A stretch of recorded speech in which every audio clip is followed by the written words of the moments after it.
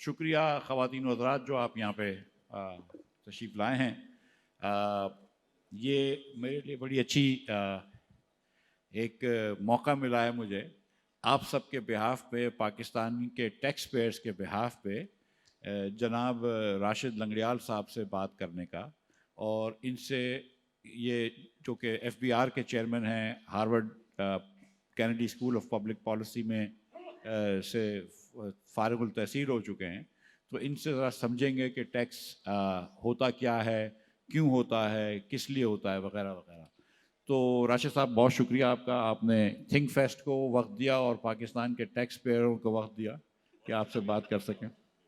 और पहला सवाल सर आपसे ये है कि आप टैक्स इतना लेते हैं, वो कितना लेते हैं, ज़रा बताइए तो सही, कितना टैक्स लेते हैं आप साल का? जी, कितना लेते जी हैं? जी, कितना आपका टारगेट था इस साल इस का? साल आपका 9.23 ट्रिलियन का टारगेट है, और इसमें आपका इनकम टैक्स कोई 5.4 ट्रिलियन है, 4.9 आपका सेल्स टैक्स का है, रफली 1.5 कस्टम्स ड्यूटी का है जो टारगेट्स है, और देन देयर सम एफईडी। तो ये है टोटल, लेकिन ये रफली 40% नॉमिनल इंक्रीज है ओवर द प्रीवियस ईयर। 13 है या 9 है आपने कहा? जी 13.2। 13.2 ट्रिलियन। करेक्ट, तो 13,200 अरब रुपया टैक्स लेंगे आप हम लोगों से, करेक्ट, जो आपका करेक्ट, टारगेट है, जो पिछले साल से 40% ज़्यादा है। That's correct. तो यहाँ पे ये हर आदमी बैठा हुआ ये तस्वुर कर सकता है कि जो भी पिछले साल उसने टैक्स दिया था उससे 40% ज़्यादा देगा। नहीं नहीं, ऐसे नहीं है, ऐसे बिल्कुल नहीं है। देखें, हम जो टैक्स नहीं ले रहे, मैं वो आपको पहले बता देता जी हूँ। जी, बताइए। इस वक्त जो हमारा टैक्स गैप है, जिसे हम जो टैक्स लगे हुए ऑलरेडी, जो रेट्स हैं उनको अगर चेंज ना किया जाए और किसी किस्म का कोई और टैक्स में चेंज ना हो, तो हमारा कोई पिछले साल के नंबर्स के ऊपर 3.4 ट्रिलियन का सेल्स टैक्स में गैप है। इसी तरह को 2 ट्रिलियन का इनकम टैक्स के में गैप है। तो ये मेजर गैप्स है। कोई 600 बिलियन का कस्टम्स वाली साइड पे गैप है। अगर इस सारे को आप देखें, तो जो टैक्स का इस दफा टारगेट मुकर्रर किया गया है, वो पॉलिसी मेजर्स का एक पार्ट है, ऑफ कोर्स, जो जून में लगे, और उसके अलावा एक बड़ा पार्ट इस बात का है कि जो टैक्स हम नहीं ले पा रहे। मैं मसलन आपको एक छोटी सी बात बताता हूँ। इनकम टैक्स की हम बात कर लेते हैं, जो ज़्यादा समझ आता है, आसानी से समझ आता है। तो हमारे यहाँ ये डिबेट रही है कि बहुत थोड़े लोग हैं जो टैक्स देते हैं और ज़्यादा लोग नहीं देते। आपने सुना होगा कि वो 2 लोग बस को धक्का लगा रहे हैं, मैं ये ऐड भी देखता रहा हूँ। प्रॉब्लम ये है कि आपके यहाँ बहुत थोड़े लोगों का ही इनकम टैक्स बनता है। हम एक गरीब मुल्क हैं, हमारे यहाँ जो लोग हैं, ज़्यादातर लोगों की टैक्सेबल इनकम ही नहीं है। फॉर एग्जाम्पल, जो इवन करंट रेट है, जो लो है 50,000 रुपया पर महीना, उसके ऊपर 60% लोगों की तो इनकम ही उससे कम है, 60% हाउस होल्ड की। तो अगर आप टोटल देखें तो हमारे कोई 6.7 मिलियन लोग हैं जो वर्कफोर्स का हिस्सा है। This include CEOs and owners and directors and everybody. इस 6.7 मिलियन का जो टॉप 1% है, वो 6,70,000 लोग बनते हैं। इन 6,70,000 की जो इनकम टैक्स लाइबिलिटी है वो 1.7 ट्रिलियन है करंट टैक्स रेट के ऊपर। इस 1.7 ट्रिलियन में से ये जो 6,70,000 लोग हैं, जो टॉप 1% है, जी नहीं, 6,70,000 मैंने आपको बताया, तो नहीं, 1% बनता है ऑफ 67 मिलियन। 67 मिलियन आपकी वर्कफोर्स पार्टिसिपेशन है टोटल। आपके इलम में है, आपके टोटल 243 है। नहीं नहीं, 67 मिलियन। तो 67 मिलियन में से ये जो टॉप 1% है, ये 6,70,000 लोग हैं। इनकी जो टैक्स लाइबिलिटी, करंट टैक्स, इनकी एवरेज इनकम जो टॉप 1% की, वो 13.2 मिलियन है। ज़ाहिर इसमें बहुत ज्यादा इनकम वाले लोग भी शामिल है और कुछ कम वाले भी शामिल है। ये जो लोग हैं, इनकी 1.7 ट्रिलियन की टैक्स लाइबिलिटी है। जो ये अपनी ब्रैकेट में बुक कर रहे हैं टैक्स, जब वो डिक्लेयर करते हैं, जब हम उस डेटा को देखते हैं, तो ये रफली 500 बिलियन उसमें से दे रहे हैं, 499 to be exact in the last financial year. जिसका मतलब है कि 1.2 ट्रिलियन का गैप सिर्फ टॉप 1% का है। आपका जो टोटल इनकम टैक्स गैप है वो 2 ट्रिलियन का है।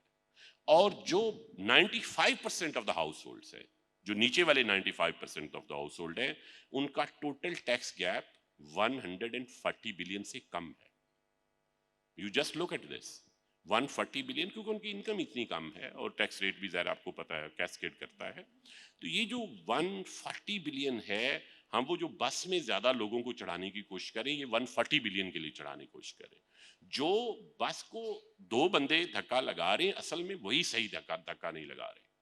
वो 1.2 ट्रिलियन का आपका सिर्फ टॉप 1% में गैप है।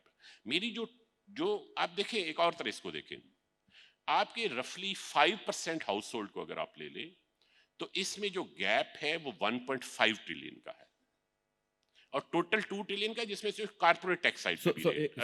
एक सेकंड सर, जस्ट एक सेकंड में एक्सप्लेन कर लूं। आप एक और तरह देखें, पाकिस्तान में टोटल 4 मिलियन घराने ऐसे हैं जिनका एयर कंडीशनर लगा हुआ है। आप ऐसा मुल्क जिसमें इतनी गर्मी पड़ती है, इतनी शदीद गर्मी, अगर किसी के पास 4 पैसे होंगे तो सबसे पहले तो अपना एयर कंडीशनर तो घर में लगवाएगा ना। इसमें वो लोग भी शामिल हैं जो एयर कंडीशनर लगा लेते हैं, इस्तेमाल नहीं करते, और कभी कभार कोई मेहमान आ जाए, ससुराल वाले आ जाए, तो उस वक्त इस्तेमाल करते हैं। मैं आपको ये कहने की कोशिश कर रहा हूं कि जो बंदा इनके पास टैक्सेबल इनकम है ही नहीं, ये रफली वही 5 to 6% लोग बनते हैं, तो ये 5 to 6% दुरुस्त टैक्स नहीं दे रहे। सर अब एक मिनट रुक जाएं, अब मुझे बताएं टैक्स गैप क्या होता है?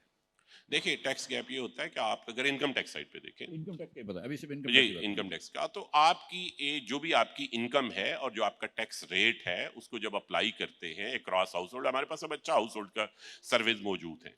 सो हाउस होल्ड के आपको मीन एक्सपेंडिचर के सर्वेज मौजूद हैं जो पीबीएस की कैलकुलेटेड है, वो हमारा डेटा नहीं है। जब हम उसके ऊपर मीन हाउस होल्ड इनकम के साथ आपको करते हैं, टैक्स रेट को करते हैं, तो आपकी एक टोटल टैक्स लायबिलिटी निकलती है। तो उसमें से जो पैसे आपके पास आ रहे हैं वो आ रहे हैं, जो नहीं आ रहे वो गैप है। सो मतलब अंडर रिपोर्टिंग ऑफ इनकम है, आप ये कह रहे हैं? मैं ये कह रहा हूँ प्रॉब्लम नन फाइलिंग इतना बड़ा नहीं है, अंडर फाइलिंग ज्यादा बड़ा प्रॉब्लम है। अंडर सो कर रिपोर्टिंग, क्या रहे हैं अंडर जो, रिपोर्टिंग ऑफ इनकम। जी अंडर रिपोर्टिंग ऑफ इनकम तो ह्यूज प्रॉब्लम है, अंडर सर रिपोर्टिंग। ये इसमें सिर्फ टैक्स पेयर ही गिल्टी है?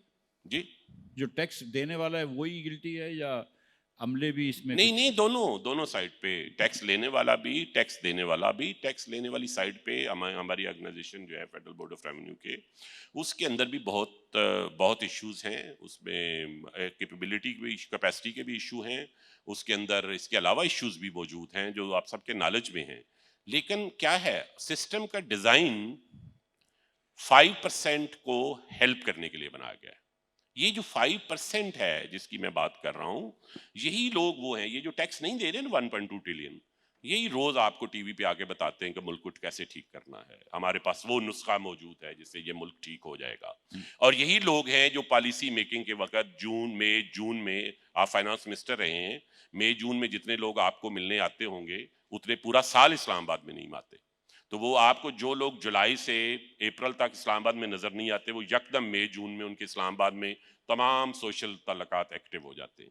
तो ये पॉलिसी साइड पे भी करते हैं, इंटरवीन करते हैं। हमारे ईएफएस की, मसलन एक ईएफएस की पॉलिसी बनी हुई है, एक्सपोर्ट की फैसिलिटेशन, बहुत अच्छी पॉलिसी है।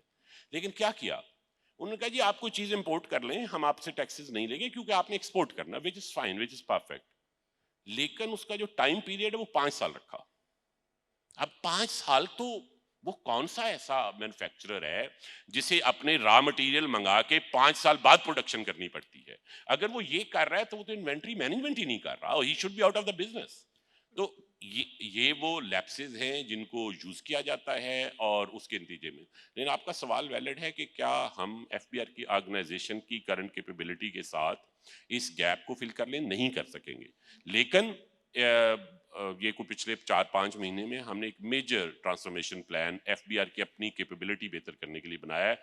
वो आगे चलते हैं तो हम उस पर बात करेंगे। जी सर, ये जो 13,000 कितने 500 अरब रुपए आप लेंगे हमसे इस मुल्क में, जिसमें टोटल इनकम जो है वो 1,08,000 अरब रुपया होगी इस साल, तो आप तकरीबन 12.5% हमारी इनकम का ले लेंगे। सर सवाल पूरा सुन लीजिए। जी जी इजाजत हो तो। जी जी प्लीज।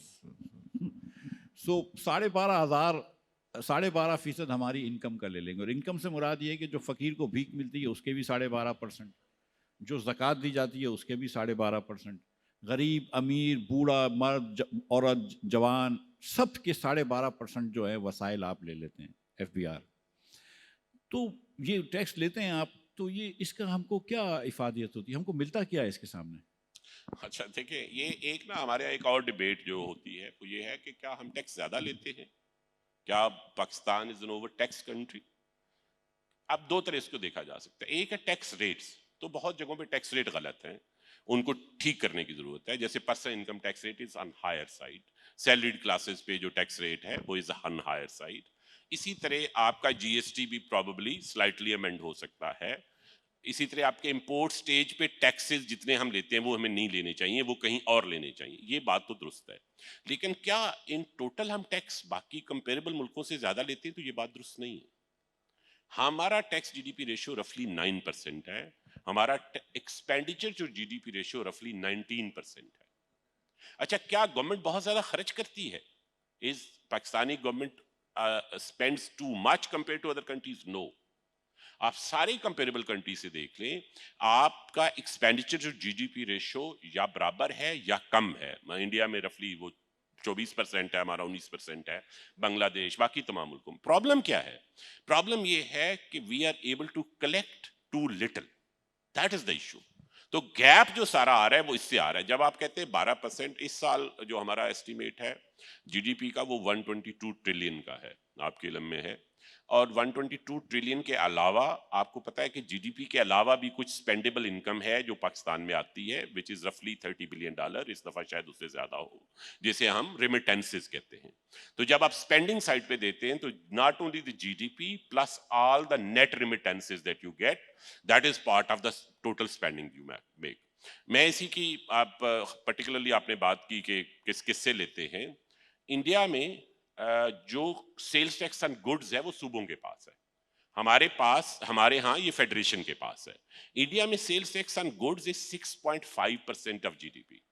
हमारे यहाँ क्योंकि इंडस्ट्रियल बेस निस्बतन एज ए प्रोपोर्शन कम है, तो हमारे यहाँ ये रफली 5.5 और 6% ऑफ जीडीपी के दरमियान होना चाहिए अगर हम पूरा कलेक्ट। लेकिन पिछले साल जो हमने कलेक्ट किया वो 3% है। सो आपका सेल्स टैक्स लोन का जो गैप है वो 3.4 ट्रिलियन। जब सर कहते हैं कि, और सर क्योंकि has worked as finance minister, he knows inside story as well, कि जी वो क्या हम हर एक से ले रहे हैं ये 12% या हर एक से नहीं, ऐसी बात नहीं है। आपके अभी तक बहुत सारे एरियाज हैं, जैसे फूड आइटम्स हैं वो एग्जेम्प्टेड हैं, आपके रा फूड के जितने हैं कैटेगरीज वो सारी एग्जेम्प्टेड हैं। इसी तरह आपके बहुत सारे और एरियाज हैं जिसको जैसे और ये कोई ऐसी बात नहीं कि हमारे यहाँ है, बाकी जगहों पे भी फूड आइटम्स और इस तरह की चीजों को टैक्स सर नहीं मैं किया गुजारिश जाता। करूँ, जवाब बड़ा अच्छा है लेकिन वो जवाब वो नहीं है जो सवाल था। सवाल सर ये पूछा था कि ये जो हम आपको 13,000 अरब रुपए देते हैं, या जो आप 18,800 रुपए वफाक में खर्च करते हैं, या सूबों में 12,000 रुपए खर्च करते हैं, उससे अवाम पाकिस्तान को, पाकिस्तानी अवाम को क्या मिलता है? अच्छा, मेरा ये ख्याल था कि आप थोड़ा सा ऐसे ए पॉलिटिकल रखेंगे पाकिस्तानी नहीं, ये अवाम को। पॉलिटिकल नहीं एक है। सेकंड, एक सेकंड सर, एक सेकंड। मतलब अब the people want to know कि what services do we get. Sir देखें, मैं बताता हूँ आपको, मैं बताता हूँ। देखिए, ये आप चाहे तो बांग्लादेश का बता दें, डिबेट चलें। ये है कि आप जो फेडरल गवर्नमेंट टैक्सेस कलेक्ट करती है, से 57% उसमें से सूबों को जाता है, तो वो हेल्थ में, एजुकेशन में उसे बेहतर खर्च करना चाहिए, तो इससे कोई इख्तलाफ नहीं है, बेहतर खर्चा होना चाहिए, इसमें तो कोई ऐसी बात नहीं है। इसी तरह प्रोविंसेस को टैक्सेस थोड़े से बेहतर तरीके से कलेक्ट करने चाहिए, फेडरेशन का भी गैप है उसे भी बेहतर तरीके से करने चाहिए, इस पे मेरा आपसे कोई इख्तलाफ नहीं है। क्या हम स्कूल एजुकेशन में जो पैसे स्पेंड कर रहे हैं वो काफी हैं? पहला सवाल ये है। जो सबसे बड़ा एक्सपेंडिचर है आपका प्रोविंशियल साइड पे, तो वो काफी नहीं है क्या? जी बेटा ये सवाल बाद में कर लेंगे अभी। अच्छा, तो क्या क्या जो पैसे हम खर्च कर रहे हैं स्कूल, पब्लिक स्कूल एजुकेशन में, वो पैसे इवेंचुअली बच्चे के एजुकेशनल आउटकम में ट्रांसलेट हो रहे हैं तो नहीं हो रहे? ये दोनों सवालों का यही जवाब है जो आप सुनना चाहते हैं, एग्जैक्टली वही जवाब है। लेकिन क्या है उसकी वजह? आपका स्कूल सिस्टम के डिजाइन के, जिस तरह टैक्सेशन सिस्टम के डिजाइन के इशू हैं, इसी तरह स्कूल के डिलीवरी सिस्टम। सो हमारे स्कूल इस वक्त जो बने हुए हैं, पब्लिक स्कूल्स की मैं बात कर रहा हूं, वो इस डिजाइन पे नहीं है कि बच्चों की एजुकेशन बेहतर होगी, वो इस डिजाइन पे है कि बच्चों के number of years of schooling बेहतर होंगे। अब इन दोनों में एक बुनियादी बुनियादी फर्क समझ लीजिए। से पाकिस्तान में इस वक्त एवरेज ईयर ऑफ स्कूलिंग जो है, मैं आपको सिर्फ बता देता हूं कि ये फ्रांस में 1967 में अचीव हुआ था। Pakistan has already achieve the same average years of schooling जो फ्रांस ने 1967 में अचीव किया था। तो असूलन तो ये होना चाहिए कि अगर ये वाला हमने लेवल अचीव कर लिया तो France of Pakistan should look like France of 1967, which it doesn't. तो क्या वजह है? Education production function has failed. Education production function क्यों फेल हुआ है? क्योंकि आप नंबर ऑफ इयर्स तो कर रहे हैं, एजुकेशनल आउटकम्स नहीं। हमारे यहाँ ये एक बड़ी लंबी स्टडी 2002 से चल रही है, आसम खाजा वगैरह, ये जिष्णु दास वगैरह ने शुरू की थी। एक लीप्स का प्रोजेक्ट है, those of you have worked on education beats, they know that. उसमें हमने ये देखा कि जो private school, low cost private schools हैं पंजाब में वर्सेस जो पब्लिक स्कूल्स हैं, उसमें teachers are underpaid in private schools, teachers are undertrained compared to public schools, teachers in the private schools have less education compared to public schools, लेकिन educational outcomes are 3 times more। इसका मतलब क्या हुआ? इसका मतलब है कि that money is being allocated। मैं आपको एक मिसाल देता हूँ, I worked as DCO Khanewal. हमारा वहां पे एक वो जिससे आप देखते हैं ना मुस्लिम जगहों पे स्कूल्स हैं जो गवर्नमेंट के नॉर्मल सिस्टम से नहीं, तो मियां चन्नू एक पब्लिक स्कूल है। तो मैंने उनसे जब चेक किया, और उधर दाखिलों की बहुत सिफारिशें होती थी कि हमारे बच्चे को दाखिल करा दे, हमारे बच्चे को दाखिल। तो मैंने चेक किया कि उस जमाने की बात 2011 की, कि आपकी एवरेज पर चाइल्ड स्पेंडिंग क्या है। तो उनकी एवरेज पर चाइल्ड स्पेंडिंग 1000 रुपया थी उस वक्त मियां चन्नू पब्लिक स्कूल की। और जो गवर्नमेंट स्कूल थे उसी डिस्ट्रिक्ट खानेवाल के, जिसमें हाई स्कूल वगैरह शामिल थे, उनकी एवरेज पर चाइल्ड कास्ट 1050 रुपए थी। इसका मतलब क्या हुआ कि एलोकेशन हो रही है, लेजिस्लेचर अपना फंक्शन कर रही है, वो एलोकेशन कर रही है, लेकिन वो जो पाइप है जिसके जरिए that money has to be translated into value and into educational outcomes, that pipe has many holes through which it goes. मतलब ये कि आप ये कह रहे हैं कि हम टैक्स दे रहे हैं, उसके नतीजे में जो सर्विसेज हमको मिलनी चाहिए वो सही नहीं मिल रही। सर्विस डिलीवरी बिल्कुल, ये मैं इस तरह कहूंगा, ना हम टैक्स पूरा दे रहे हैं, ना जो दे रहे हैं उसके नतीजे में जो सर्विसेज मिलनी चाहिए वो पूरी मिल रही है। इस बात में तो कोई, देखें इस पे कोई अब वो ना एकेडमिक साइड पे इख्तलाफ है, ना दूसरी साइड। ये जो सारी आपकी डिबेट इस वक्त होती है वो यही होती है ना कि आप अपने सिस्टम्स को कैसे बेहतर जी करें। जी जी जी सर, वो एक इकोनॉमिस्ट हैं, इतने मशहूर ज़्यादा हैं, इतने बड़े इकोनॉमिस्ट नहीं थे, आर्थर लेफर, आपने ज़रूर नाम सुना होगा उसका। और उनकी एक लेफर कर्व थी, उसके बारे में ज़रा सा कुछ बताएंगे तो फिर मैं अगला सवाल पूछूंगा। जी फरमाइए। सो बेसिकली मिफ्ता साहब ये कह रहे हैं कि इब्न खल्दून ने आज से कुछ 400-500 साल पहले ये कहा कि जब आप टैक्सेशन का रेट बहुत बढ़ा देते हैं तो आपका टोटल टैक्स कम हो जाता है, क्योंकि you go on the wrong side of Laffer curve, जिसका आप जिक्र कर रहे हैं। तो अगर सवाल ये है कि लेफर कर्व के हम राइट साइड पे हैं या लेफ्ट साइड पे, तो हम लेफ्ट साइड पे हैं करंटली। क्यों हुआ ऐसा? हम जिन लोगों से लेफर कर्व के राइट साइड पे रहते हुए हमें टैक्स कलेक्ट करना चाहिए था, वो हम नहीं कर पाए। तो नतीजा ये हुआ कि जहां जहां जिस जिस पार्ट से, जैसे अभी सैलरीड क्लास की हमने बात की है, उससे हमने ज्यादा लेना शुरू कर दिया। अच्छा, अब ये दुरुस्त पॉलिसी ऑप्शन नहीं है, लेकिन क्या किसी गवर्नमेंट के पास, या किसी, जैसे मिफ्ता साहब खुद फाइनेंस मिनिस्टर रहे हैं, क्या इनके पास ये ऑप्शन ये थी कि ये लेफर कर्व के यकदम राइट पे चले जाते? यकदम आप नहीं जा सकते, there is a transition time, लेकिन हमें जाना राइट साइड पे चाहिए। ये आप दुरुस्त कह रहे हैं, या आपके ज़हन में कोई और सवाल था? नहीं, जिसको आप राइट कह रहे हैं मैं उसको लेफ्ट कर रहा था, लेकिन मतलब मैं यहाँ से जीरो से शुरू कर रहा था। तो मतलब मेरा कहने का ये है कि मिसाल के तौर पर जो इस कॉन्टेक्स्ट में सवाल पूछ रहा था कि हमारे पास 3 टैक्स रेट्स हैं। जो सैलरी क्लास के ऊपर जो हाईएस्ट टैक्स रेट है वो 38.5% है। हम 50,000 रुपये से शुरू करते हैं कि किसी की 50,000 तनख्वाह, उसको भी शुरू करते हैं। और ये 4 साल पहले मैं वजीर ख़जाना था जब शुरू हुआ, अब इन्फ्लेशन बढ़ गया, वो 70 हो जाना चाहिए था, लेकिन 50 ही पे कर रहे हैं हम। और बहुत ज़्यादा लड़ाई मैंने भी की थी, इन्होंने भी की होगी IMF से इस पे। और 38.5% है, लेकिन हमारा जो बिजनेस इंडिविजुअल है उसके ऊपर टैक्स रेट से हाईएस्ट 49.5%। यानी कि जो डॉक्टर्स प्रैक्टिस करते हैं अस्पतालों में, उनको हम कह रहे हैं कि 49.5% आप अपना टैक्स दे दें। और मेरा नहीं ख्याल है कि ये बहुत ज़्यादा कंप्लाई होता होगा। नहीं होता। जब मैं पहली मरतबा वज़ीर ख़जाना बनने का मुझे इत्तफाक हुआ या मौका मिला, तो हमने कोशिश की थी कि 15% टैक्स करें। और उसकी वजह ये थी कि, और I was not thinking of salaried employees, I was thinking of कि जो जोड़िया बाज़ार कराची में या अकबरी मंडी में या दीगर जगहों पे जो काम बिजनेसमैन करते हैं, वो 2-3 करोड़ रुपए कमाते हैं, अगर आप उनसे कहें कि 50% अपनी इनकम आप डिक्लेयर करके हमको दे दें तो ज़रा सा मुश्किल है। तो is there any plan in the future where you will reduce these tax rates? देखिए, इसके ना ये वो चिकन एंड एग प्रॉब्लम है। पहली बात तो ये है कि गवर्नमेंट की साइड पे एफबीआर में definitely, but government as a whole is cognizant of this. और इस पे आपने शायद कुछ कैबिनेट मीटिंग्स के हवाले से सुना भी होगा कि गवर्नमेंट खुद भी कन्विंस है कि कुछ टैक्स रेट्स ऐसे हैं जिन्हें कम होना चाहिए। इसमें कोई शक वाली बात नहीं है। इशू क्या है कि क्या आपके पास इस पिछले फाइनेंशियल ईयर में ये ऑप्शन थी जब आप बजट ला रहे थे? क्या वो ऑप्शन आज की डेट में अवेलेबल है? नहीं है। जो बात की ना कंप्लायंस की, जब तक हम कंप्लायंस को, जोड़िया बाजार की कंप्लायंस को, सूतर मंडी की कंप्लायंस को बेहतर नहीं करते, तो ये ऑप्शन क्रिएट नहीं होगी। ये स्पेस तब क्रिएट होगी जब हम सेल्स टैक्स साइड पे भी और इनकम टैक्स साइड पे भी उन लोगों को जहां पे कंप्लायंस की इशू है उनको नहीं चले। अभी आपने शायद देखा होगा कि एक नई लेजिस्लेटिव प्रपोजल हम लेके गए हैं हाउस में। सेनेट स्टैंडिंग कमेटी ने उसे अप्रूव कर दिया है, अब ये नेशनल असेंबली में जा रही है। उसमें हम क्या कह रहे हैं? हम ये कह रहे हैं कि जो आदमी पैसे कमाता है वो जब खर्च करता है तो वो खर्च नहीं कर सकेगा या मुश्किल से कर सकेगा अगर उसने अपनी इनकम को डिक्लेयर नहीं किया। से फॉर एग्जांपल, आपके यहाँ क्या लोग जब पैसे कमाते हैं तो किधर लेके जाते हैं? दे बाय व्हीकल्स, दे बाय प्लाट्स, दे बाय प्रॉपर्टी। वो पैसे हवा में तो नहीं रहते ना, they do something with this. वो या इन्वेस्टमेंट करते हैं। सो अभी हम जो लेजिस्लेशन लेके गए हैं वो हम ये कह रहे हैं कि अगर आप एलिजिबल नहीं है, और एलिजिबिलिटी की डेफिनेशन ये है कि अगर आपने पिछली टैक्स रिटर्न में अपनी इनकम शो नहीं की तो आप जाके डीएचए के दफ्तर में या किसी हाउसिंग सोसाइटी के दफ्तर में प्लाट नहीं खरीद सकेंगे अनटिल आपकी लास्ट टैक्स रिटर्न ये शो करती है that you have sufficient resources. उसकी इंप्लीमेंटेशन साइड पे और बहुत सी डिटेल है, मैं उसमें नहीं जाता।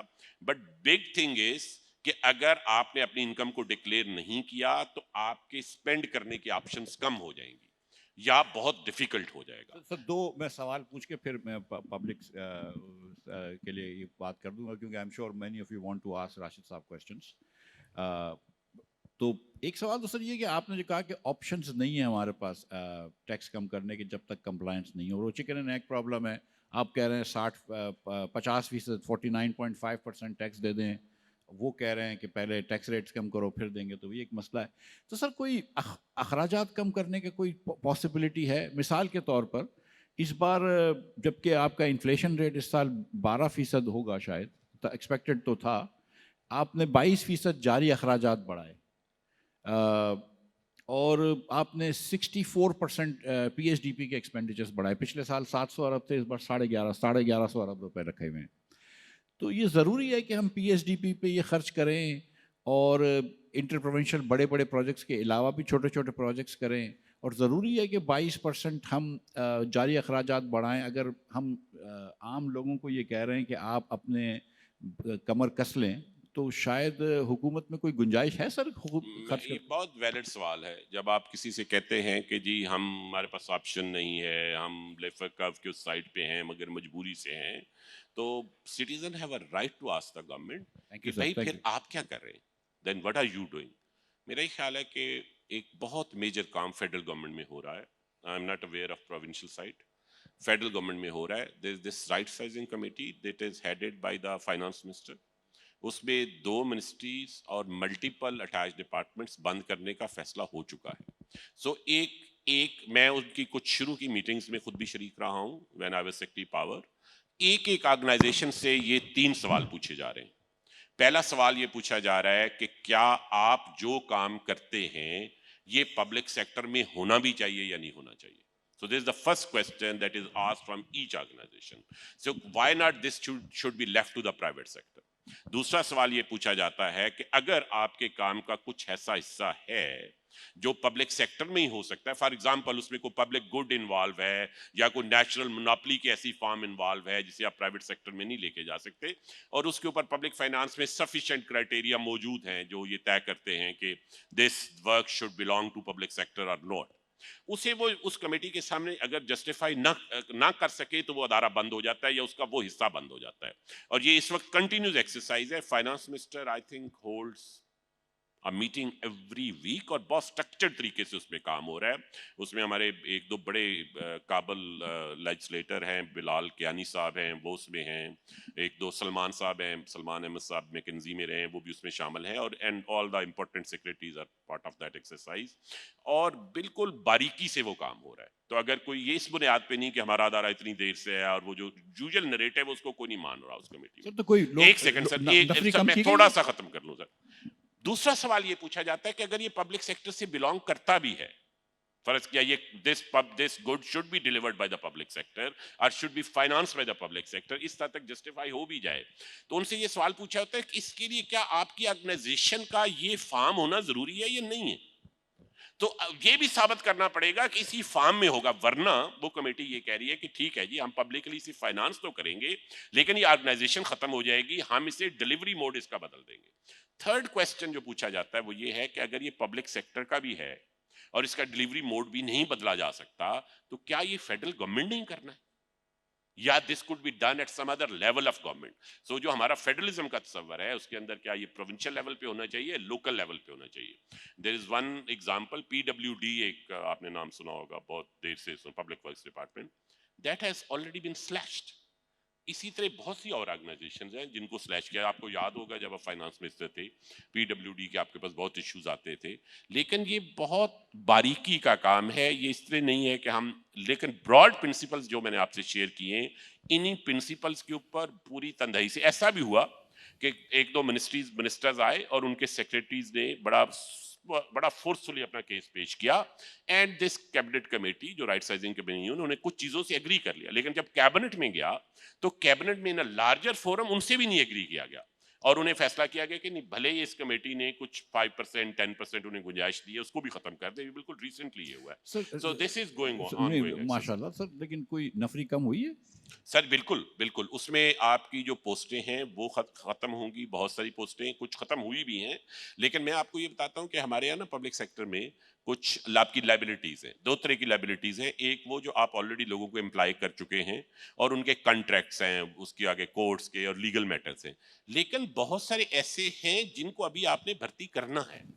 सो जब ये खत्म होता है तो पहली बात तो ये है कि वो बहुत सारे जो फ्यूचर लाइबिलिटी क्रिएट होनी थी वो खत्म हो जाती है, और दूसरा इनका क्योंकि कहीं और आप डिस्पोजल करते हैं या उसको कोई मेथड बनाते हैं तो उससे एट्रिशन आती है, और जब एट्रिशन आती है तो इवेंचुअली ये कम हो जाए। सो इस अगले फाइनेंशियल ईयर में, मुझे अब नंबर्स याद नहीं है, मेरा ख्याल है आज फाइनेंस सेक्रेटरी किसी एक सेशन में है, अगर उनसे पूछा जाए तो he might have even remember the numbers, क्योंकि this exercise is not being led by FBR, it is being led by finance sir जो मुझे, अगर आप इजाज़त दें तो मैं ये थोड़ा सा इस पे बात करके अगले क्वेश्चन पे चले जाऊं, कि जो मैंने सुना है कि 1.5 लाख पोस्टें ख़त्म की गई हैं, लेकिन वो सारी की सारी वेकेंट पोस्ट थी, किसी पे आसामी नहीं था।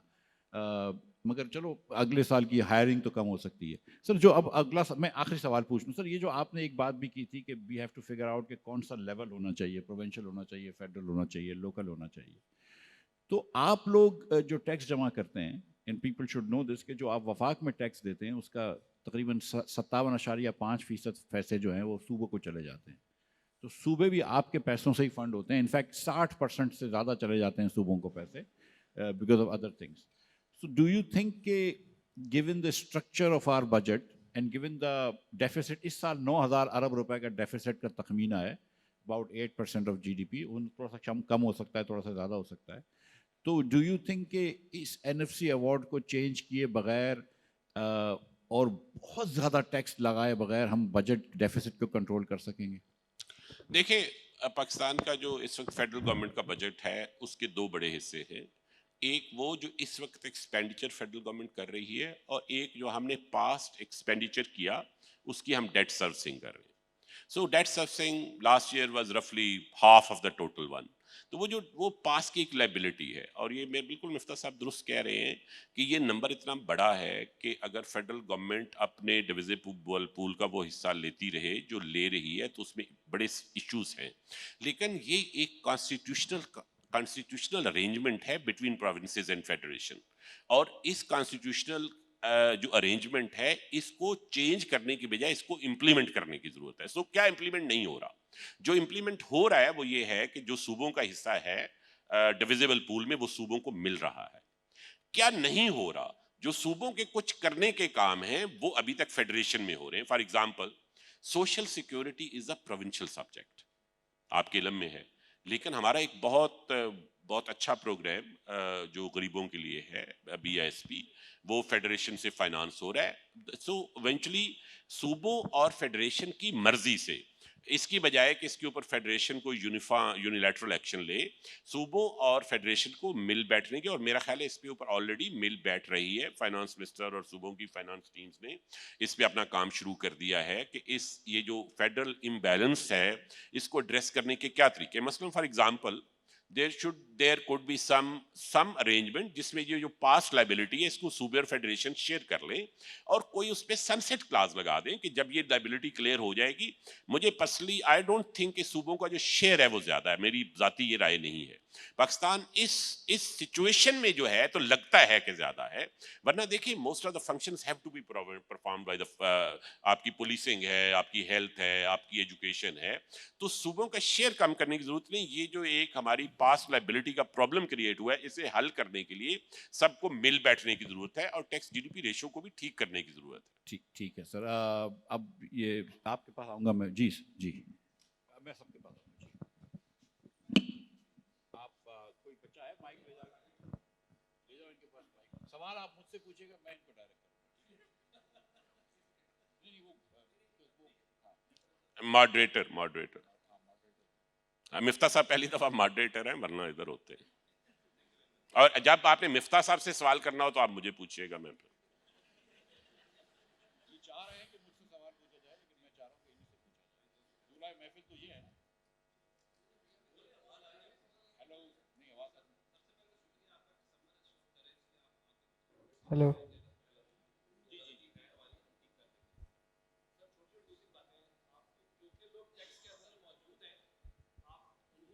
माइक करीब ले, लेकिन आवाज नहीं आ रहा। हाँ, अब हाँ जी, बात।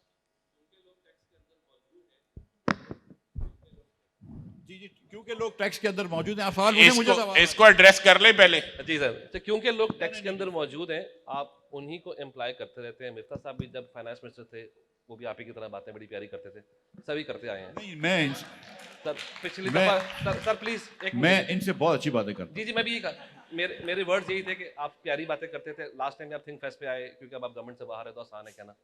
मेरी गुजारिश सिर्फ ये है, 2.5 मिलियन रिटेलर्स हैं, हम उनको कुछ नहीं कह सकते। एग्रीकल्चर को हम कुछ नहीं कह सकते, क्योंकि सैलरी वाला बंदा जो टैक्स दे रहा है, जो दे रहा है, उसको आप इस पे कोई रैशनलाइज कर दें। भाई मैं तो वजारत कुर्बान कर दी, इस पे क्या बातें कर रहे हो? लो बात करो। सर इसको कोई रैशनलाइज कर दें, क्योंकि आपको सिस्टम वाले बंदों को निचोड़ते हैं, वो बहुत ज्यादा। आपका सवाल आ गया। I think he understood your question. Thank you. अब मैं आ रहा हूँ, आप पे भी आ रहा हूँ सर। इनके पास जाऊंगा, फिर आपके पास आऊंगा। बेटा इधर मेरी बात सुनो। ये साहब के ऊपर खड़े हो जाए, आप इन साहब के ऊपर आ जाए, आप सवाल का जवाब दीजिए कि दुकानदारों पे क्यों टैक्स नहीं कर रहे हो? इस पे कर ले इससे पहले कि आप शुरू करें, या you want to take this? जी अच्छा देखिए, रिटेल सेक्टर और होलसेल सेक्टर में टैक्सेशन एक मेजर इशू है। आपके इल्म में है कि हमारे पास कोई टोटल 3.6 मिलियन की पॉपुलेशन है, लेकिन ये भी सब के सब, वो जो मैंने अभी आप थोड़ी देर पहले आपसे बात की थी ना कि टॉप 5% में टैक्स लाइबिलिटी कितनी है, और बाकी इनमें भी सब में बहुत हाई टैक्स लाइबिलिटी नहीं है। ऊपर की एक लेयर है जिसमें है। मैं आपको एक नंबर इनकरेजिंग शेयर करना चाहता हूँ। पिछले फाइनेंशियल ईयर में जो टोटल रिटेलर फाइलर थे वो 2 लाख थे। इस साल जो सितंबर में हमें रिटर्न आई है उसमें रिटेलर 6 लाख हुए। मैं आप बता रहा हूं ना 3.6 मिलियन। मैंने पहले आपको आउट ऑफ बताया और फिर आपको नंबर बताया। अब क्या 3.6 मिलियन को मैं फाइलर बनाना चाहता हूं? इसमें वो रिटेलर भी है। ये नंबर कहां से आया 3.6? जिस बंदे का बिजली का कमर्शियल कनेक्शन है वो हमने उसे रिटेलर समझा है। अच्छा, 3.6 रफली रिटेलर और होलसेलर नहीं होंगे, उसमें कुछ ऐसी एस्टेब्लिशमेंट भी जो अदर देन रिटेलर है, वो कुछ 3 मिलियन के। इस 3 मिलियन से मेरी पॉपुलेशन ऑफ इंटरेस्ट क्या है, जहां 90% टैक्स लायबिलिटी लाई करती है, वो पहले 6 या 7 लाख है, यानी 0.6 मिलियन है। जिन 30 लाख में से कुछ 6 लाख के या 8 लाख अगर आ जाए हमारे सिस्टम में, तो 90% टैक्स लायबिलिटी वहां लाई करती है। अब क्या उनका सिर्फ टैक्स नेट में आना काफी है? वो काफी नहीं है। टैक्स नेट में तो वो आ गए हैं, वो फाइलर तो बन गए, लेकिन उन्होंने अपनी इनकम को अंडर डिक्लेयर कर दिया है। उन्होंने कहा जी हमें तो कोई इनकम हुई नहीं। अच्छा, अब ये देखें, इनकम नहीं हुई उसका एक तरीका ये है कि आप 7 लाख लोगों का ऑडिट खोलें, उनकी डिटेल शीट्स देखें, आप अपनी डिपार्टमेंट की कैपेसिटी डेवलप करें, आप थाउजेंड्स ऑफ ऑडिटर्स को हायर करें उस काम के लिए जो हम कर रहे हैं। लेकिन क्या सिर्फ ये एक तरीका है? आखिर ये लोग जो इनकम 6-8 लाख जो ये हाई एंड होलसेलर रिटेलर हैं, ये जो इनकम कमा रहे हैं, ये कहीं वो स्पेंड भी तो कर रहे हैं। क्या जो सूतर मंडी का आपका होलसेलर है, वो इनकम को घर में घड़े में तो नहीं रख रहा ना? वो या तो किसी और बिजनेस में यूज कर रहा है, इन्वेस्टमेंट कर रहा है, या वो प्रॉपर्टीज खरीद रहा है, या वो गाड़ियां खरीद रहा है। तो हम ये जो अभी लेजिस्लेशन लाए, अगर आप उससे गुजरे हो, तो both on sales tax side and on income tax side sufficient measures are being built जिसके जरिए ये स्पेंडिंग पॉसिबल नहीं रहेगी until and unless आप वापस जाके अपनी इनकम को दुरुस्त डिक्लेयर करते हैं। थैंक यू तो- राशिद भाई, यहीं पे रुक जाए बस। तो आइए if you allow me, a question है। जी जी जी, आप पूछिए, सवाल पूछिए। हाँ जी। अच्छा, डॉन से हूँ जी, फैसल इकबाल। जी फैसल साहब, कैसे हैं आप? जी फाइन सर। सर ये है कि जो ताजर है, जिनके हम होलसेलर की बात करें, वो फिजिकली रेजिस्ट कर रहे हैं। पिछले दिनों कस्टम्स के लोगों पे या लाहौर में फायरिंग हुई, और ये इस तरह की आप मतलब हाउ यू गोना एनफोर्स उस लेवल पे, स्ट्रीट बाजार में जाके आपके इंस्पेक्टर्स, और ये उनके लिए कोई थैंक यू फैसल एक और सवाल। नहीं एक सवाल काफी है सर, थैंक यू जवाब दीजिए। Sir, if you allow me to। नहीं एक मिनट सर, एक मिनट। टैक्स लॉ जो है ना, ये सिविल लॉ की तरह ऑपरेट करता है, ये क्रिमिनल लॉ की तरह ऑपरेट नहीं करता। बुनियादी तौर पर ये आप बात समझ लें। हम टैक्स लाइबिलिटी को सिविल लॉ की तरह स्टेजेस में एस्टेब्लिश करते हैं। तो हमारे पास एक तो ये ऐसा नहीं है कि हम मोबाइल भेजेंगे और उधर से जाके बंदा उठा लेंगे और उसे कहेंगे तुमने टैक्स क्यों नहीं दिया। हम उसके डिफरेंट चीजों को डॉक्यूमेंट करते हैं, और वो जो डॉक्यूमेंट करने की कैपेसिटी है उसमें हम 3 काम कर रहे हैं, और ये बड़ा इंपॉर्टेंट बात है, ये आप जरूर समझें। हमारा एफबीआर में हम 3 बड़े काम कैपेसिटी साइड पे कर रहे हैं। इस वक्त हमारे कोई 700 ऑफिसर्स हैं जिन्हें हम यूनिट ऑफिसर कहते हैं। आप समझिए हमारा जो यूनिट ऑफ वर्क है एसीडीसी लेवल पे लोग हैं, 17-18 के जो लोग हैं। ये जो 700 अफसर हैं, इनके पास नीचे कोई कैपेसिटी नहीं थी जिनसे ये काम लेते, और लोड ऑफ वर्क बहुत हाई था। अब वो जो लोड ऑफ वर्क बहुत हाई था, हम कोई 1600 ऑडिटर्स, प्रोफेशनल ऑडिटर्स, सीएज वगैरह जिन्होंने आर्टिकल्स किए हुए हैं, वो हायर कर रहे हैं, वो उनको दे रहे हैं। दूसरा हम बड़ा ये काम कर रहे हैं कि हम ऑफिसर्स का इंसेंटिव स्ट्रक्चर बदल रहे हैं। ये पहली दफा पाकिस्तान में हो रहा है। ये अगर आप जरूर आपके इंटरेस्ट का है, क्योंकि ये सिविल सर्विस में जो बहुत सारी कबातें हैं, उसकी वजह ये है कि जो अच्छा काम करता है, जो बुरा काम करता है, उसमें कोई तमीज नहीं है। और ये मतलब सिर्फ एफबीआर में नहीं है, ये बाकी तमाम महकमों में। अभी हम क्या कर रहे हैं, हमारा जो ग्रेड 17 का अफसर इस वक्त हम कराची पोस्ट करते हैं या किसी भी जगह, उसकी जो टेक होम सैलरी है वो 95,000 रुपीज है। अच्छा, आप ये सोचिए कि ना उसको हम कोई रहने की जगह देते हैं, ना उसको कोई मोबिलिटी के लिए मदद करते हैं, और उसे कहते हैं आप तुम वो जाओ एंड यू आर देयर, और तुम आप बाकी तमाम इंतजाम अपनी जाओ हशमत से करो। तो ये जाओ हशमत से जब इंतजाम होगा तो टैक्स तो सही कलेक्ट नहीं होगा ना। अभी हमने क्या किया है, फेडरल कैबिनेट ने प्राइम मिनिस्टर साहब की लीडरशिप में उन्होंने अप्रूव किया एक मेजर इंसेंटिव पैकेज। इसमें क्या होगा, हम ऑफिसर्स को उनकी इंटेग्रिटी और उनके वर्क आउटपुट की बुनियाद पे 5 शेड्स में लेके जा रहे हैं, ABCDE, और ये हर 6 महीने बाद पीरियोडिकली रिपीट होगा। इसकी पहली एक्सरसाइज इसी महीने हो रही है, जनवरी में हो रही है, और उसमें जो ए कैटेगरी में 20% आएंगे, this is force ranking method, 20% ए में और 20% ई में है। जो ई है which is the worst part, उसकी सैलरी में तो कोई इंक्रीज नहीं हो रही, और उसकी पोस्टिंग भी उस हिसाब से बुरी जगह होगी वगैरह वगैरह, जहां वो ज्यादा सरकार का नुकसान ना कर सके। लेकिन ए कैटेगरी को रफली 4 लाख रुपया सैलरी मिलेगी। सो हम 4 गुना उसकी बढ़ा रहे हैं, ए कैटेगरी की, बी की 3 गुना, सी की। So this is a cascading model. तो इसके साथ एनोनिमाइज तरीके से पीयर रेटिंग को यूज करके और एक्सपर्ट पैनल को यूज करके उनकी वर्क क्वालिटी और उनके जो इंटेग्रिटी के लेवल्स हैं उनको भी साथ डॉक्यूमेंट करें। और जब ये ओवर तो ये एक बड़ी मेजर तीसरा हमारा इशू ये था कि टू अर्ली। आपको यहाँ पे रोक लूँ बस, ये मेरे ख्याल से ये अच्छा हो गया जवाब, क्योंकि बहुत सारे लोगों ने हाथ उठाया। मैं सबके पास कोशिश करके आऊँगा, तो एक्स्ट्रा टाइम भी खींचेंगे। जी सर, मैं आऊँगा आपके पास। जी मैं पहले अपना इंट्रोडक्शन करा दूं। जी, मैं इकोनॉमिस्ट नहीं हूं, मैं फाइनेंशियल विजिट नहीं हूं, मैं इस टेक्निकल जार्गन से कुछ भी मेरा ताल्लुक़ नहीं है। मैं प्रोफेसर ऑफ आर्किटेक्चर हूं। मैं आपको एक थोड़ा सा पर्सपेक्टिव देना चाहता हूं। यहाँ आवाम बैठी है, और आप लोग जो है तकरीबन बादशाहत के साथ हैं। तो हमारा मसला ये है कि जब तक ये बादशाहत कंटेन नहीं की जाएगी, मैं आपको बता देता हूँ हिस्टोरिकली कि मुगलिया सल्तनत जो थी उसका फॉल जो था वो उस शख्स के हाथों हुआ जिसने आर्किटेक्चर का पिनेकल अचीव किया। बादशाह साहब अपना ताजमहल बनाने के लिए इतने टैक्सेस लगाए कि पूरी निज़ाम सल्तनत डूब कर रह गया। मैं आपसे कहता हूँ कि जब तक ये निज़ाम आपका ऐसा रहेगा जिसमें आप लोग बादशाह हैं और हम अवाम हैं, तो इसमें मुमकिन नहीं है कि हमारा मुल्क बच सके। तो एक तो ये देख लीजिए कि मैं नॉन टेक्निकल होते हुए भी ये बता सकता हूँ कि हमारे पास कोई रास्ता नहीं है जब तक ये बादशाहत ख़त्म नहीं होगी, और बादशाहत ख़त्म करना नहीं चाहता। तो एक तो ये सवाल है। सर ये बादशाह नहीं है ना, मैं बादशाह हूँ, हम सबको पता है बादशाह कौन है। देखिए, नहीं मुझे मालूम है आप बादशाह नहीं है तो बादशाह के मुसाहिब तो हैं। आप मुफ्ता साहब बादशाह नहीं है, बादशाह के मुसाहिब तो हैं, इसीलिए इतराते फिरते हैं शहर में।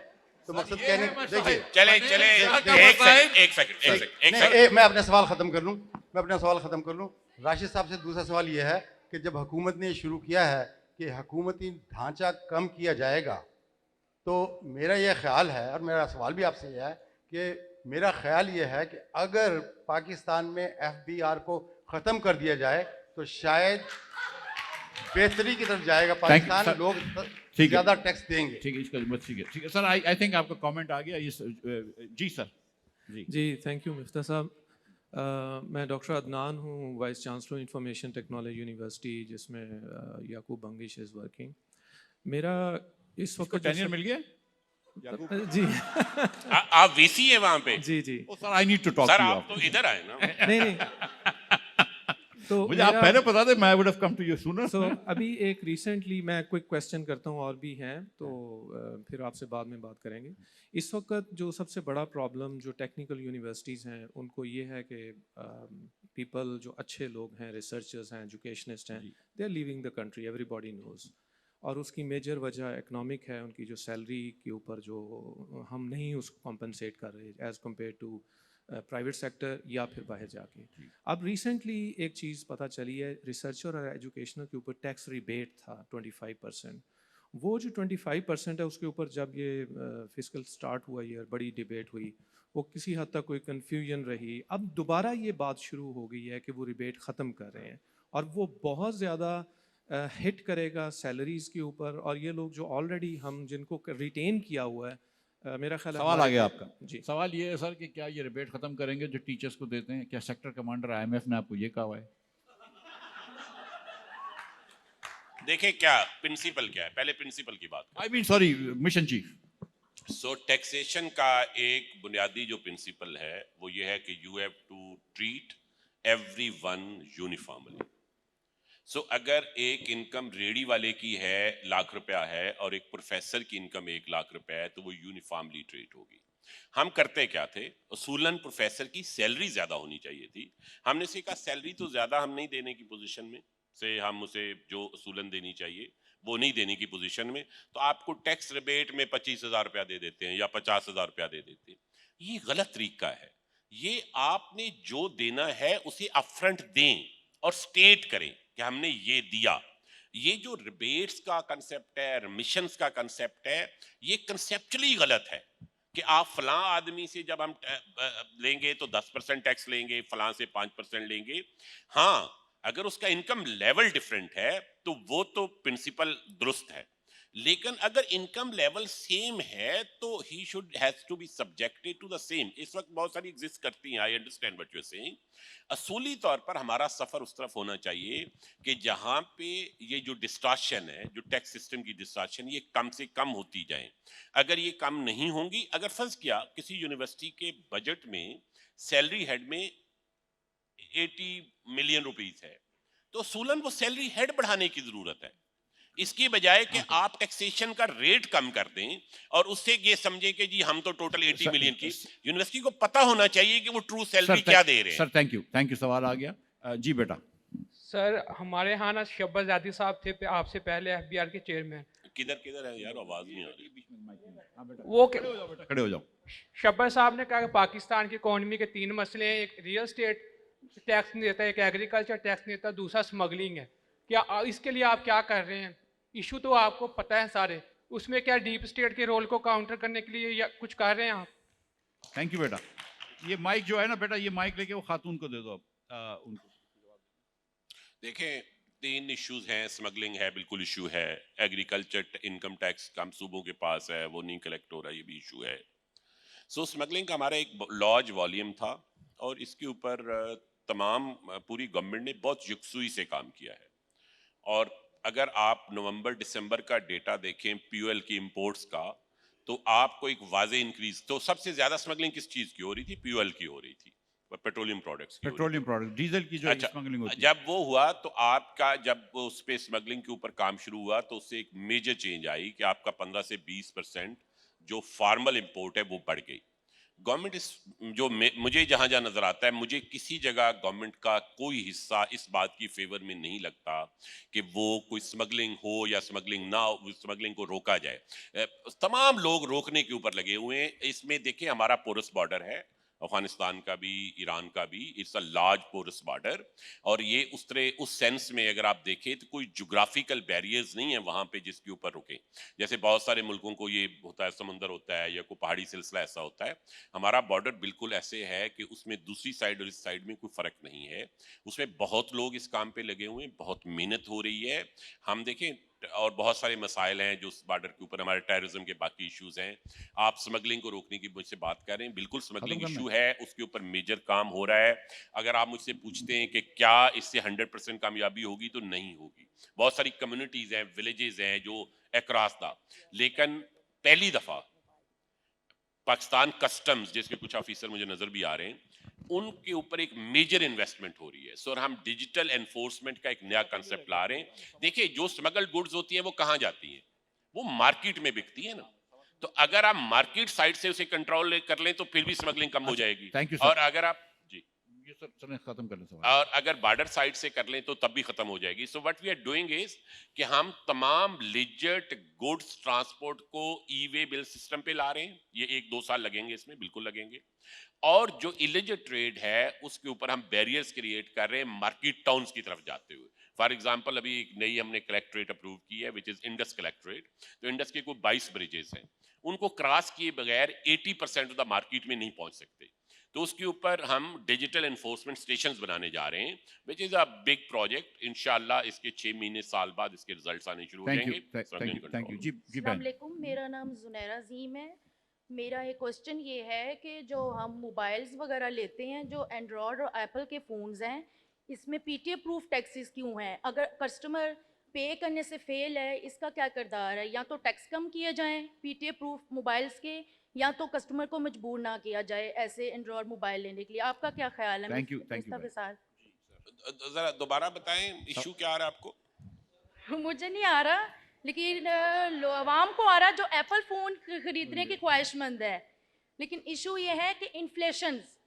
वो पीटीए वाला इतने टैक्स क्यों लेते हैं, ये पूछ रही है ना बेटा, नहीं, यही पूछ रही हो ना। पीटीए वाले तो टैक्स तो नहीं लेते होंगे ना, पीटीए वाले नहीं। तो अपनी को फी लेते होंगे ना।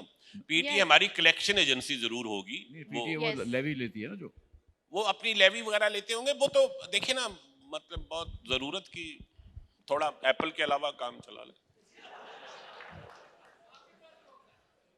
सैमसंग है इनके पास। सैमसंग है, चाहिए?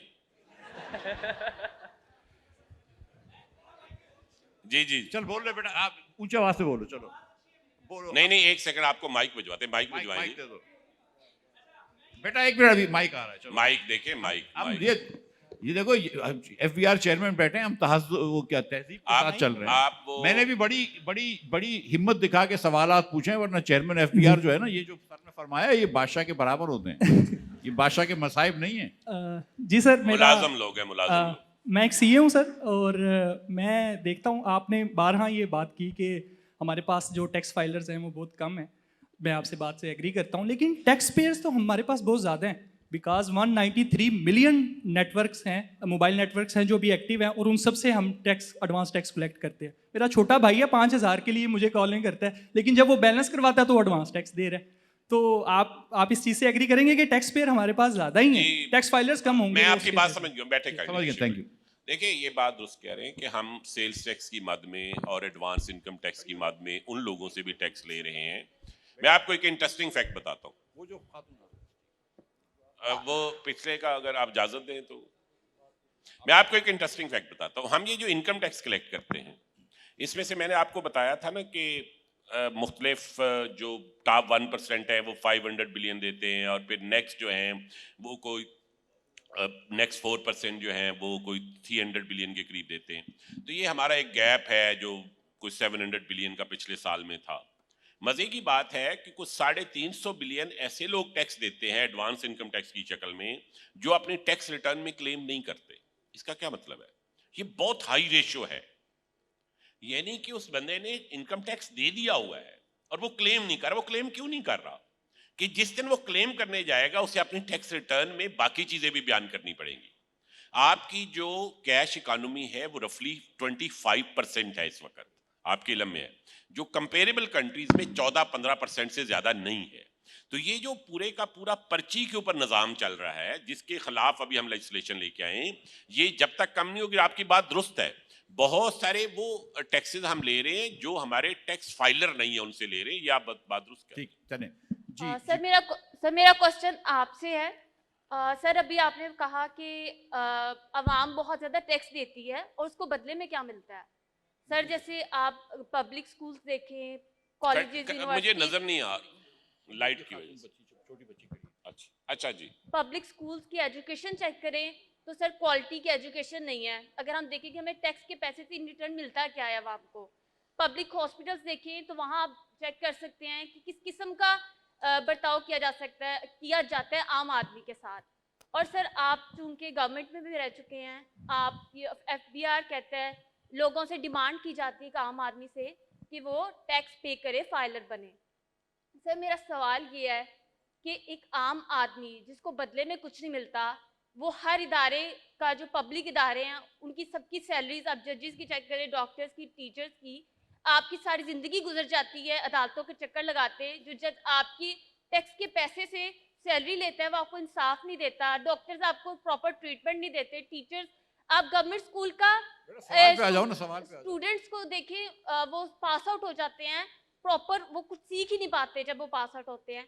तो सर ऐसा क्या है कि जब गवर्नमेंट या FBR एक आम आदमी से डिमांड करती है कि वो टैक्स दे, तो ऐसी क्या चीज बेटा है कि मैं आप सवाल तुम्हारा समझ गया हूँ। मैं सवाल तुम्हारा 2 मिनट पहले समझ गया। बेटा बैठ हम टैक्स दे? जाओ। माइक जो है ना बेटा, अब तुम ले लो माइक, आप बैठ जाए। मैं जवाब दे देता हूँ। मैं अपनी दानिश से जवाब देता हूँ क्योंकि आपने मुझसे सवाल पूछा है। देखो, मैं 15 साल से ज़्यादा से सियासत में हूँ और 2 मरतबा मैं 5-5 महीनों के लिए वज़ीर ख़जाना भी रहा हूँ, और पहली मरतबा वज़ीर ख़जाना 5 महीने रहने के बाद 5 महीने जेल में भी रहा हूँ। तो बिल्कुल ये जो सर ने जो कहा ना, मुझे बिल्कुल एहसास है कि बादशाह कौन है। ठीक है, और अभी अगली वाली बारी है जेल में जाने की, जब भी, खैर कोई जल्दी नहीं है। देखो, पाकिस्तान का निज़ाम हुक्मरानी जो है ना वो फेल हो चुका है। झूठ सच्ची बात ये है। ठीक है, ये बाकी जितनी भी हम बातें कर रहे हैं ना, ये सब लिपस्टिक ऑन अ पेग है। It's still a goddamn peg. ठीक है, आप जितनी भी लिपस्टिक लगा लें, हमारा निज़ाम हुक्मरानी फेल हो गया। यही मुल्क 1990 में साउथ एशिया में सबसे अमीर होता था। यही मुल्क 18 पॉइंट्स आगे था बांग्लादेश से, आज 30 नंबर पीछे है ह्यूमन डेवलपमेंट इंडेक्स में। यही मुल्क जो है वो इंडिया से आगे था 8 या 10, आज 12 पॉइंट पीछे है। सो हमारा निज़ाम हुक्मरानी फेल हो गया है। हम ये हुकूमत जो है ना, मतलब, and I am not criticising this government, हमारी गवर्नेंस जो है ना, उसको अगर आप एक पापड़ देना कि तोड़ो तो वो नहीं तोड़ सकेगी, वो कोई काम नहीं कर सकती। ये जो सूबे में बेटा, आप मुझे जवाब दें ना ना ना, बीच में नहीं बोलो। सियासतदान हूँ ना मैं, भाषण देने का शौक है। जिस सूबे में आप रहती है ना, this is the best governed province in Pakistan by far. ठीक है, I come from Sindh, I know what I am talking about. People who live in KP, whatever, I mean we all know the reality. The fact of the matter is कि इधर भी governance doesn't work. एक तो आपके पास local government systems ही नहीं है। अब पंजाब ने तो एकदम जीरो कर दिया, पूरे का पूरा पावर जो है वो चीफ मिनिस्टर ने खींच लिया अपने हाथ में। आपके पास हुक्मरानी ख़त्म हो गई है, आपको अपना कंट्री का डायरेक्शन चेंज करना पड़ेगा। उसके बाद जब आपके मुल्क में 78% 10 साल का बच्चा 2 जुमले नहीं पढ़ सकता हो ना, 78% बच्चा, सो यू रियली फेल्ड, ठीक है, जब 40% बच्चा स्टंटेड हो ना, यू रियली फेल्ड. सो ये everything else is just lipstick on a pig really. People like Rashid work really hard, work more importantly work intelligently. ये बेहतरी लेकर आ रहे हैं. इन्होंने कस्टम्स के अंदर रिश्वतें ख़त्म कर दी हैं, स्पीड मनी और ये वो बहुत सारी इंतज़ाम करके. and he is to be congratulated. ठीक है, ये समझते हैं स्टेटिस्टिक्स के 1% लोगों के ऊपर कॉन्सेंट्रेट कर रहे हैं, आम दुकानदारों के ऊपर कॉन्सेंट्रेट नहीं कर रहे. लेकिन there is a limit to what he can do और anybody can do unless we change the system. ये मेरा जवाब आ गया तुमको बेटा. अब इस सब बच्चे का सवाल है. मैं आपको ना एक ऐसे मिसाल देता हूँ. मैं समझ गया. आप देखिए, आप जो बात कर रही हैं ना, आपसे कोई डिसएग्री नहीं कर रहा, तो आपको दोबारा सवाल करने की जरूरत नहीं है. लेकिन मैं बुनियादी बात आपको ये कह रहा हूँ कि ये सारी इंक्रीमेंटल चेंजेस हैं. मैं आपको एक छोटी सी मिसाल दे देता हूँ जो हमने ट्रांसफॉर्मेशन प्लान के तहत अभी की. ये जो अप्रेजर थे, इनके ग्रुप्स बने हुए थे. एक ऑटो का ग्रुप है, एक टेक्सटाइल का ग्रुप है. सो जो आदमी, अब ये दो के ग्रुप बन गए ना. सो जिस आदमी ने चाइना से या किसी और मुल्क से इंपोर्ट के लिए अपना कंटेनर बुक कराया, वो प्रैक्टिकली तय कर सकता था कि उसकी असेसमेंट कौन सा अप्रेजर करेगा. जब उसने टर्मिनल सेलेक्ट कर लिया तो उसने कलेक्टरेट सेलेक्ट कर ली. जब उसने आइटम सेलेक्ट कर लिया तो उसने वो 2 या 3 अप्रेजर में से, तो जहां 90 या 100 अप्रेजर में से किसी को भी काम मिलना चाहिए था, वो 2-3 पे आ गया. हमने क्या किया, हमने उन तमाम अप्रेजर्स को एक हाल में बिठाया है कराची में, तमाम चारों कलेक्टरेट्स के 70-80 अप्रेजर्स को. उसको पूरी तरह सैनिटाइज किया है. सैनिटाइज से मुराद है वो अप्रेजर जब अंदर जाते हैं तो उनके पास फोन नहीं होते, उनके पास कोई कम्युनिकेशन डिवाइस नहीं होती. मॉर्निंग में हमने उन्हें कहा है कि अच्छा, जीडी रैंडमली उनको असाइन होती है 70 अप्रेजर्स को या 80 अप्रेजर्स जो वहां बैठे हुए हैं, और जीडी इज गुड डिक्लेरेशन. और जब तक वो एक जीडी को प्रोसेस करके नहीं करता, दूसरी जीडी उसको नहीं मिलती. He can not make anybody. क्या है आपका रिजल्ट सर ये आया कि हमारी एवरेज जीडी क्लियरेंस टाइम 106 घंटे था 15 दिसंबर से पहले. 106 घंटे.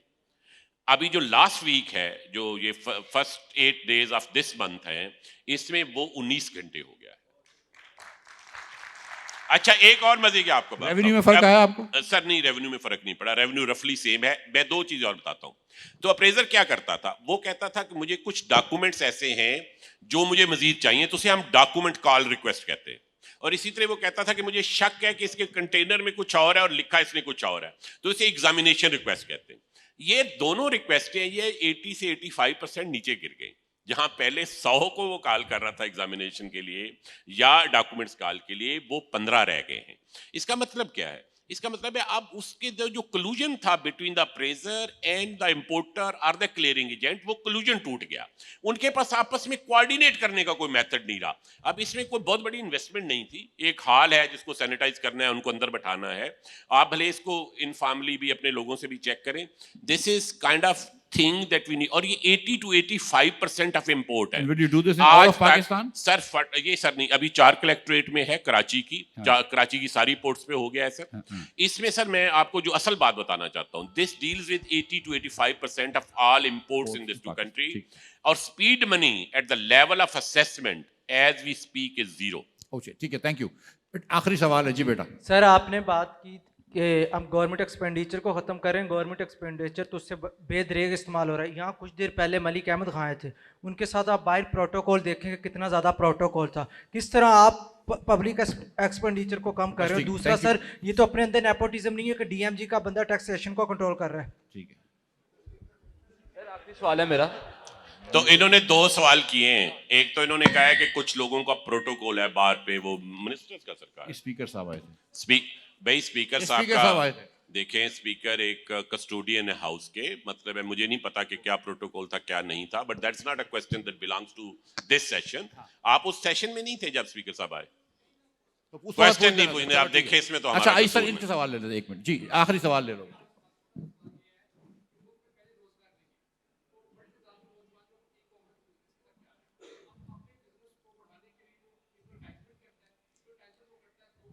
इंटरनेट बंद करने का इसका क्या ताल्लुक है?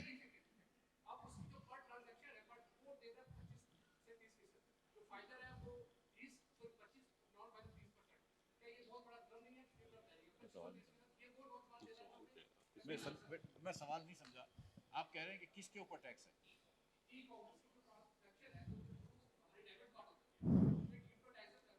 अच्छा, उस पे कितना टैक्स है? जो नॉन फाइलर है वो 25% और जो सॉरी नॉन फाइलर 30% और फाइलर 25%। तो ये तो अच्छी बात है ना। नहीं ये कौन कर रहा है? ये स्टूडेंट है। ये वैसे ये बात मैं समझ गया हूं आपकी। He is saying that the tax rate should be lower on e-commerce when people get money from outside, right? आप ये कह रहे हैं कि अगर कोई तजारत कंप्यूटर पे बैठ कर करे तो उसका टैक्स रेट कम होना चाहिए, दुकान पे बैठ के करे तो ज्यादा होना चाहिए? जो बाहर से पैसे आ रहे हैं जल्दी से। अच्छा मेरा ये ख्याल है कि मुफ्ता साहब, एक मिनट, ये अलग से मैं समझा नहीं हूं, इस बाद में पूछ लेंगे आपसे, बाद में बात। जी